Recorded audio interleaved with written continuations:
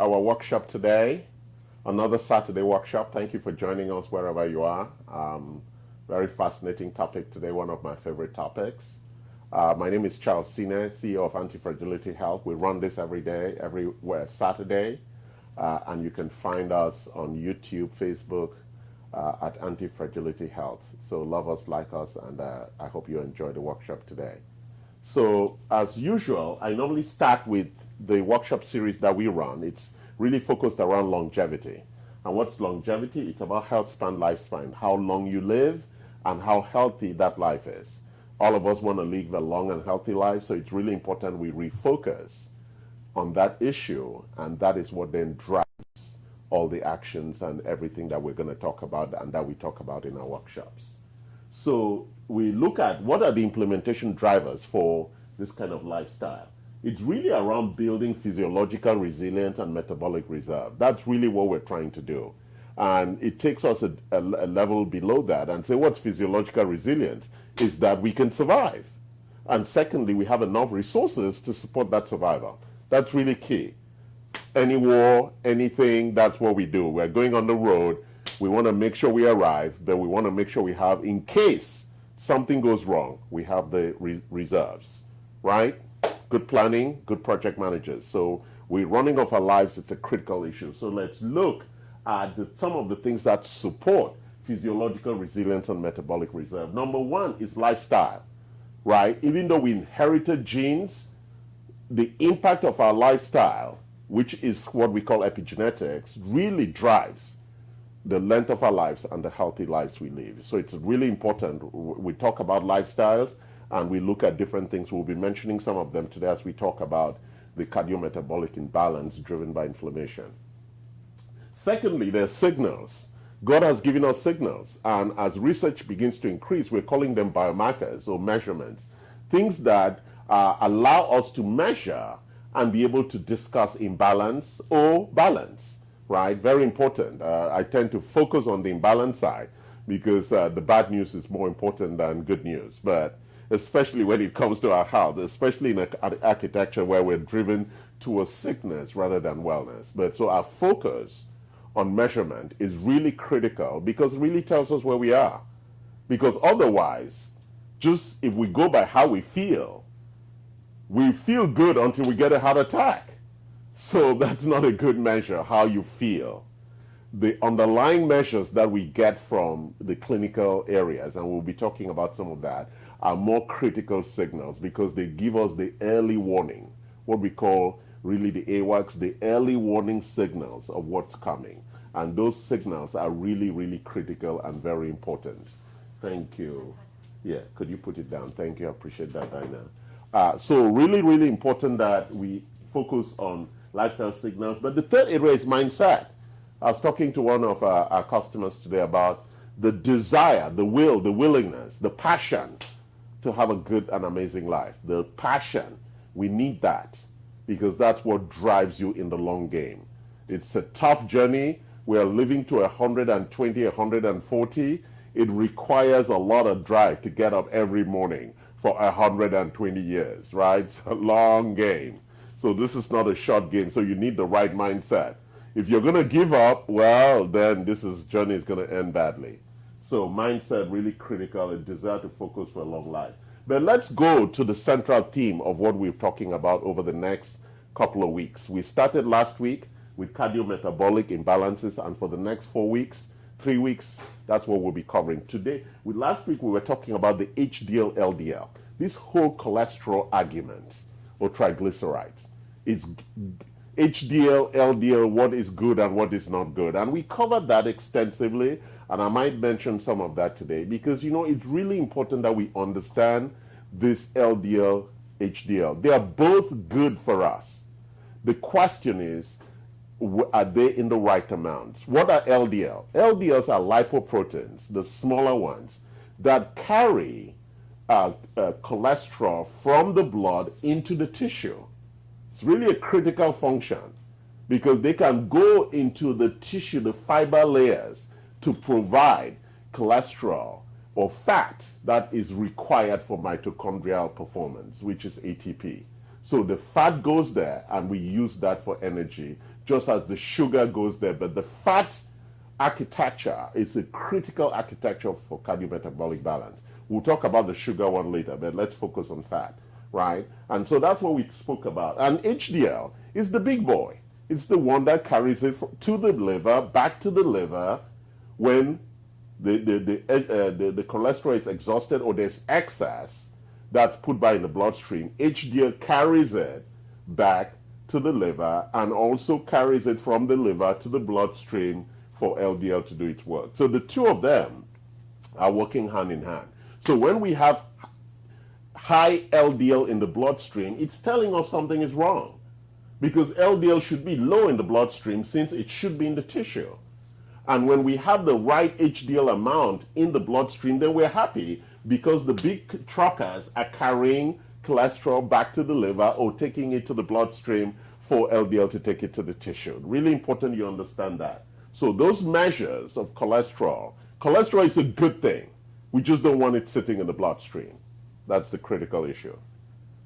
Today we're going to talk about inflammation. I'm not going to spend more time on that because that's what the rest of the class is going to be about. But next week we're going to talk about metabolic contribution to cardio, which is really about sugar metabolism, right? And then finally, I've made some changes here. In the last week or in 2 weeks, we're going to talk about oxidative stress, right, around the issues of mitochondrial energy production and how that really affects cardiometabolic health. So let's get on with inflammation. Inflammation is a good thing. God gave us inflammation because it is the beacon call. We have an attack. And therefore, the body rallies the resources. So there are two parts to inflammation: initiation, the core, and resolution. So to achieve homeostasis, because if there's no resolution to that initiation, then the body is out of balance. Homeostasis is getting the body back to normalcy. But we live in a culture now where so many drivers are driving the initiation but not the resolution. And we know where those drivers are coming from bad diet, from too much sugar in our diet. We're eating sugar in the morning, afternoon, and dinner. Too much the wrong fats, the trans fats, giving us a lot of omega-6 rather than the required omega-3, which is optimized. The wrong kind of phospholipids that lines the arterial walls and things. Infections for the mouth, for the gut, and the urinary tract area, persistent infections in those areas. All of these things drive a continuous inflammatory architecture, which leads to chronic inflammation. This is really important we get that. So that's why when we attack inflammation, we have to attack the initiators of inflammation. We have to go to the source. We have to resolve infections. We have to resolve allergies. We have to resolve sugar in the diet. That's why we exercise. We want to push the sugar and the cholesterol into the tissue. That is really what exercise is for. You want to push sugar and cholesterol into the tissue, out of the bloodstream, right? Sleep calms the overall body because our brains can't go to rest. They're always eager, and the sympathetic and the parasympathetic nervous systems also create some level of calm. Balancing the hormones also, right, reduces that overall inflammatory architecture. So this is at the heart of chronic illness, inflammation, one of the 2 or 3 drivers of chronic illness. And so it's really important we understand inflammation. It's not something that you see, right, or you hear, but if you cut yourself, you can see the swelling and then the healing that happens, and then returns to normalcy. Sometimes leaves a scar, sometimes fully resolves because of using all the resources, the metabolic reserve. That's why if a young child has a cut, easily resolves, no scar. You're older, you have a cut, doesn't resolve that easily because you don't have a lot of the metabolic results and stem cells and exosomes that are required for full resolution of that initiator.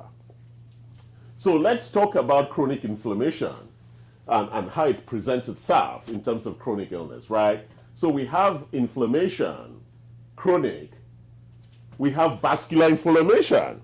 And I'm going to show you a picture of that vascular inflammation, how the LDL and HDL in the blood, in the arterial walls, can lead to inflammation, right? How inflammation increases heart disease risk. But let's look at what really triggers that inflammation.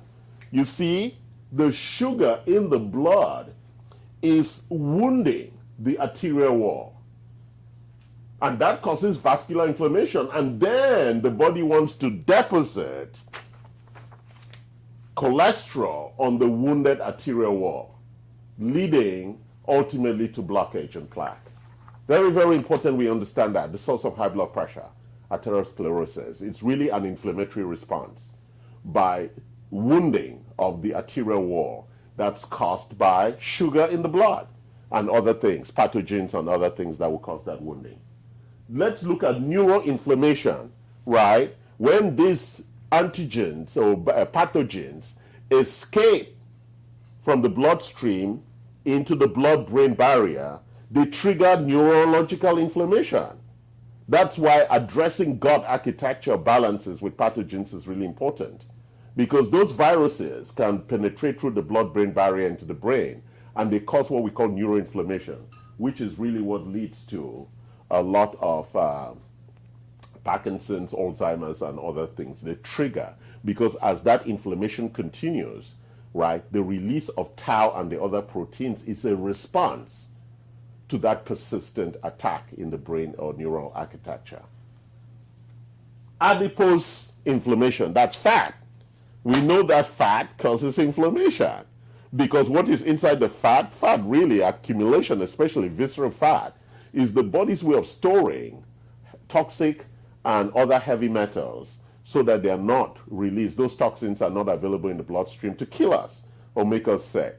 And so in itself, it triggers inflammation. There's hepatic, which is the liver and the kidney stuff. And then there's the joint inflammation we all complain about, arthritis, pain, right? And these are all inflammatory things that lead to a lot of illnesses. So if we look at this collection, there's one there also, the GI, the big one, that leads to Crohn's and colon cancer and all those issues, which is why we recommend that about 40, 45, you should do a colonoscopy almost every 3 to 5 years, because the gut colon cancer is a very common cancer, and caught early it can be healed, but very dangerous if it's caught late. So, right, we all know that inflammatory signals drive cancer, right? So it's really important, because there is cancer around all these areas, which is almost like the end stages of chronic illness expression that leads to significant cellular dysfunction, right? So what are the interesting biomarkers, inflammatory biomarkers, for us to look at? Very interesting. But one of the most important is imaging, right? Imaging will show us the accumulation of, say, cholesterol or blockages, right? That's why we do CT scans, and it could also show us cellular malfunction and different things. So imaging, especially for plaque, is a very important indicator when we do the carotid scan, which are the big arteries that come out and they curve to then go to the brain and other parts of the body, right? So we scan that because we want to see in that curvature, as the blood is rushing, how much accumulation is happening there. It is then an indication, an early indication of plaque formation across the body, or of blood pressure in the lower extremities. So most people who already have blockage would then have lower extremity challenges, which is really one of the problems of erectile dysfunction, right? If blood is not flowing and properly to your lower extremities, then blood is not flowing to your penis, and that's the source of erectile dysfunction. So let's look at a lot of these protein markers in blood, and that's why I love Boston Heart Diagnostics, because it captures all these biomarkers for inflammation in a beautiful looking chart, right? So MPO is the marker of a blockage forming or breaking, MPO. That's a protein that's released by white blood cells. And what are white blood cells? They're lymphocytes. They're the ones who respond when there is an infection or inflammation. So when you have white blood cells responding and shedding these proteins into the bloodstream, it is an indicator to us that there are significant issues going on. So we also look at LPPLA. It's also a protein that is released by white blood cells as they respond. It's actually a marker of a blockage forming, cracking, or shifting. Really, really important. As you know, these are the things that cause strokes and serious challenges, right? So this is a marker of a blockage forming or breaking, MPO. And this is a marker of a blockage forming, cracking, or shifting, which then might release little particles of that blockage material, plaque, which would then block, and that's what causes dysfunction. That's what causes myocardial infarction or other things that arise from that. Then we have HSCRP, another protein.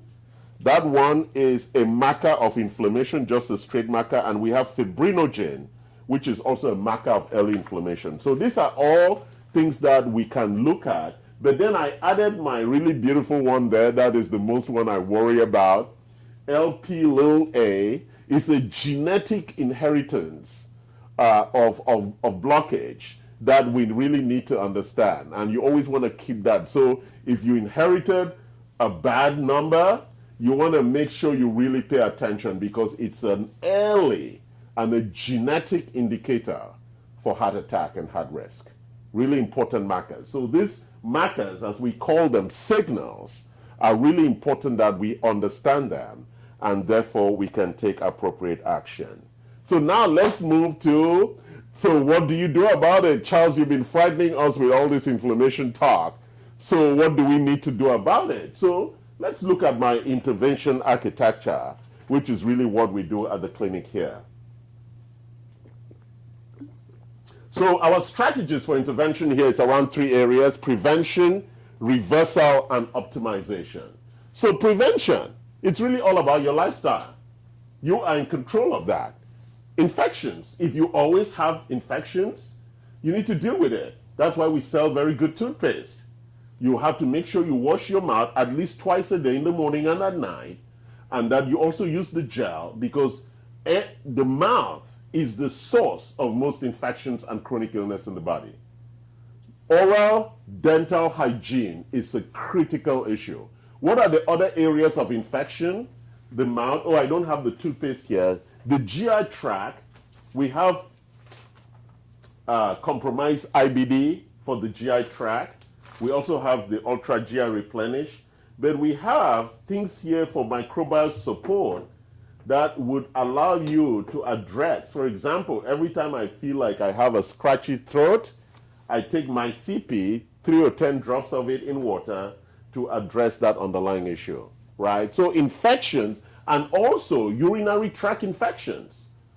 I know a lot of people suffer from that.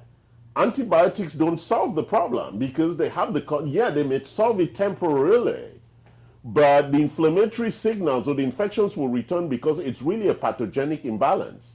And that's why we try to solve that by using our different things here. I didn't bring it today because that's really a metabolic conversation.